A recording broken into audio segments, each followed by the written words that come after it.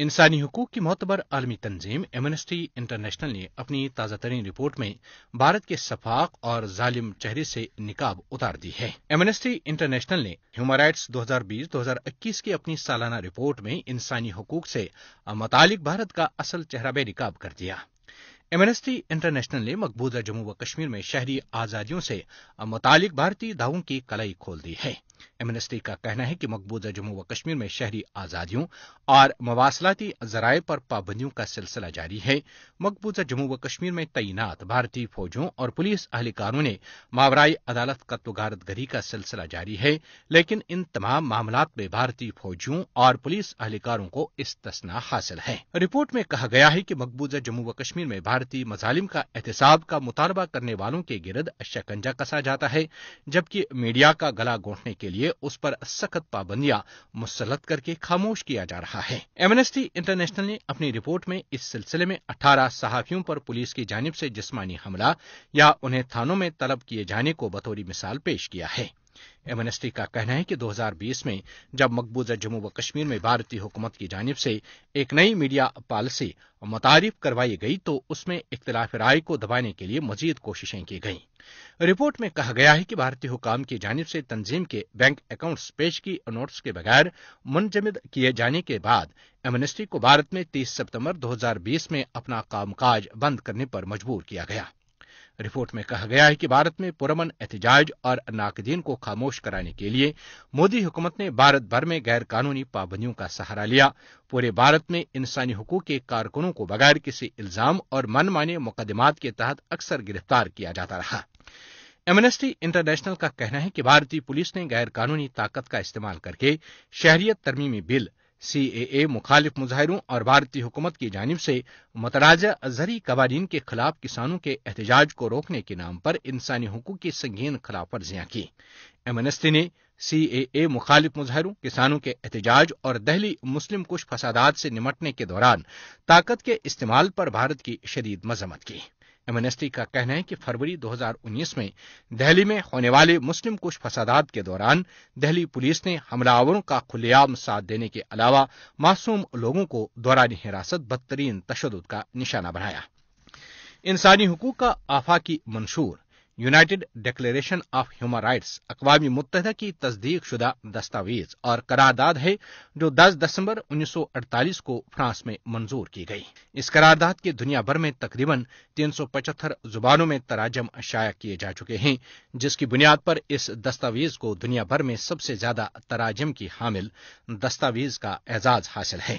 یہ قرارداد دوسری عالمی جنگ عظیم کے فوراً بعد منظر عام پر آئی، جس کی روح سے دنیا بھر میں پہلی بار ان تمام انسانی حقوق کے بارے میں اتفاق رائے پیدا کیا گیا جو ہر انسان کا بنیادی حق ہیں اور بلا امتیاز ہر انسان کو فراہم کیے جانے چاہیے۔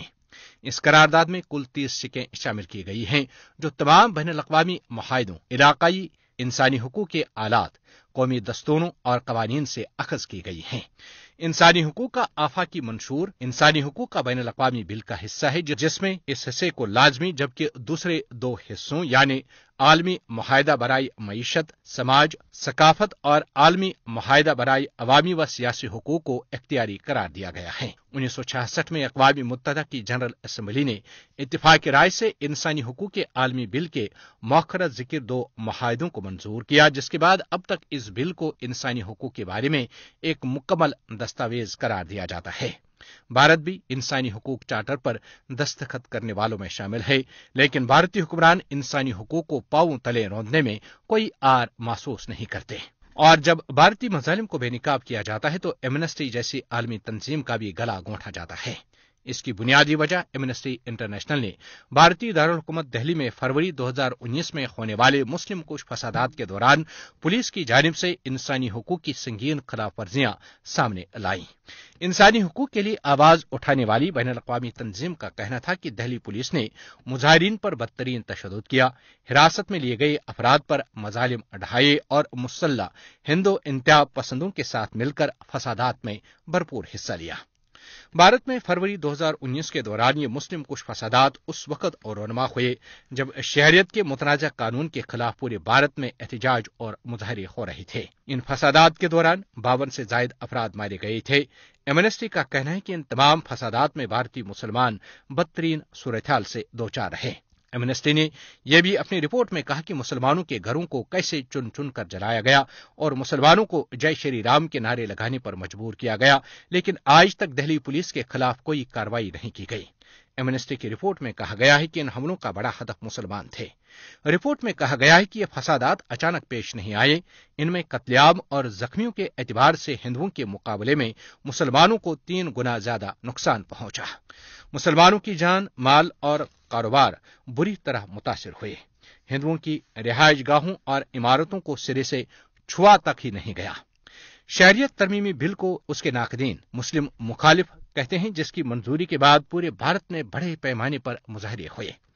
एमनेस्टी ने कहा है कि उससे अपने काम की वजह से भारतीय हुकूमत की जानिब से निशाना बनाया जा रहा है, जिसकी वजह से भारत में उसे अपने ऑपरेशन बंद करने पड़े हैं।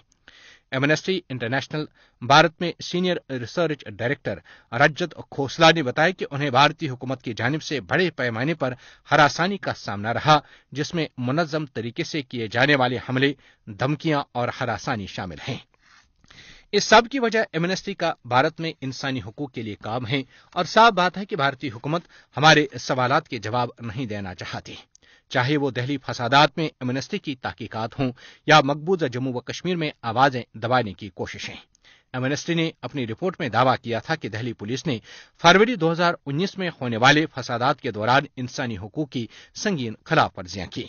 एमनेस्टी ने भारतीय हुकूमत पर जोर दिया था कि वो जम्मू व कश्मीर से हिरासत में लिए गए तमाम सियासी रहनुमाओं, कारकुनों और सहाफियों को रिहा करें। 5 अगस्त 2020 में मकबूजा जम्मू व कश्मीर की खुसूसी हैसियत के खात्मे का 1 बरस मुकम्मल होने पर एमनेस्टी ने भारतीय हुकूमत पर जोर दिया था कि वह जम्मू व कश्मीर से हिरासत में लिए गए तमाम सियासी रहनुमाओं, कारकुनों और सहाफियों को रिहा और खत्ते में आयद की जाने वाली तमाम पाबंदियां खत्म करें। याद रहे कि 2019 में एमनेस्टी ने जुनूबी एशिया में इंसानी हुकूक से मुतालिक अमरीकी खारजा उमूर की कमेटी में एक समाअत के दौरान मकबूजा कश्मीर में ताकत और तशद्दुद के बेतहाशा इस्तेमाल और जबरी नजरबंदियों के हवाले से अपने नताइज पर रोशनी डाली थी। एमनेस्टी ने माजी करीब में बारहा भारत में इख्तिलाफ राय के खिलाफ क्रैकडाउन की मजम्मत की है। इससे कबल अगस्त 2016 में एमनेस्टी इंटरनेशनल के खिलाफ बगावत का केस इन इल्जामात के तहत दर्ज किया गया था कि एमनेस्टी की जानिब से मुनाकिद करवाई गई एक तकरीब में भारत मुखालिफ नारे लगाए गए थे। अक्टूबर 2018 में भारत के जुनूबी शहर बेंगलोर में वाक़िया एमनेस्टी के दफातर पर भारतीय एजेंसी एनफोर्समेंट डायरेक्टोरेट ने छापे मारे थे। उस वक्त भी एमनेस्टी के बैंक अकाउंट्स को मुंजमद कर दिया गया था, ताहम अदालती अहकामात के बाद ये बैंक अकाउंट्स बहाल कर दिए गए थे। एमनेस्टी इंटरनेशनल का कहना है कि 2019 के अवाइल में भारत के इनकम टैक्स महकमे की जानिब से उन अफराद को नोटिस भिजवाए गए थे जो एमनेस्टी इंटरनेशनल को छोटे पैमाने पर अतियात भेजते थे। 2019 में ही एक बार फिर एमनेस्टी के दफातर पर भारतीय एजेंसी सीबीआई की टीमों की जानिब से छापे मारे गए थे। ये छापे उस केस के सिलसिले में मारे गए थे जो भारतीय वजारत दाखिला की जानिब से एमनेस्टी के खिलाफ दर्ज किया गया था। सन 2009 में भी एमनेस्टी को भारत में अपने ऑपरेशंस उस वक्त बंद करना पड़े थे जब इस तंजीम की जानिब से बैरून ममालिक से फंड्स वसूल करने के लाइसेंस को भारतीय हुकूमत की जानिब से बार बार मुस्तरद किया गया।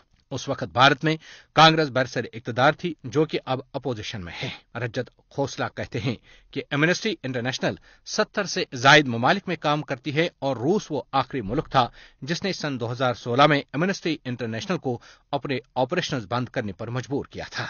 मुझे उम्मीद है कि दुनिया भर से जिम्मेदारान बैठेंगे और इस मामले का नोटिस लेंगे। हमने यह फैसला बहुत बोझल दिल और गम के गहरे एहसास के साथ लिया है।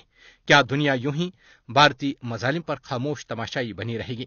अगर भारतीय मजालिम से एमनेस्टी जैसी आलमी तंजीम महफूज नहीं है तो कश्मीरी अवाम और भारतीय अक़लियतों बिलखुसूस मुसलमानों का क्या हाल होगा? ये बहुत बड़ा सवाल है जिसका जवाब आलमी बरादरी को लामहला तलाश करना होगा।